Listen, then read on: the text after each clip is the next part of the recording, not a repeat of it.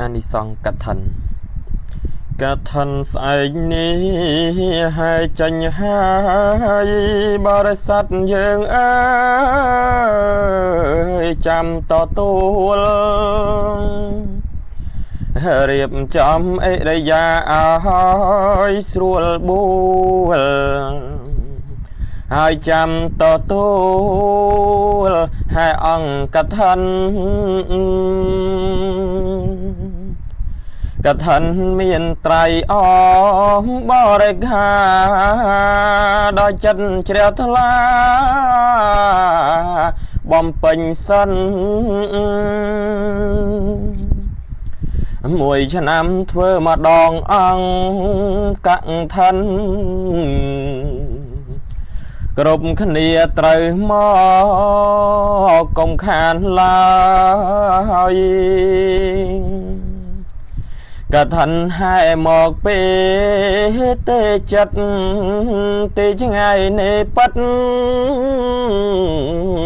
មកដល់ហើយ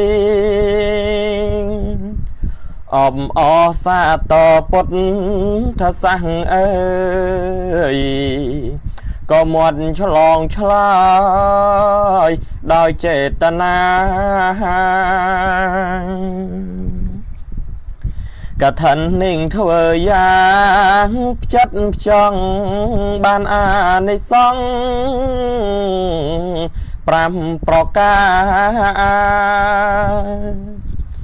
អានិសង្ឃទី1សុរូបតាមានរូបភ្លឺថ្លាព្រួងផលបុណ្យអានិសង្ឃទី2សវណ្ណតាមានពណ៌សម្បរប្រសើរប៉ុនអានិសង្ឃទី3សុសន្តានា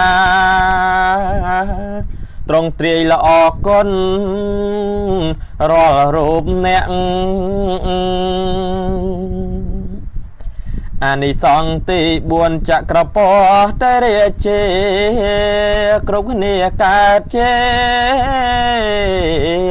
ស្ដេចចក្រអានិសង្ឃទី5ជាអេហិជាលក្ខប្រកាសនឹងបានបួសអានិសង្ឃមាន5មាន5មួយបននឹងលើកស្ទយឲ្យមានយុះសូមបានសម្រេចគ្រប់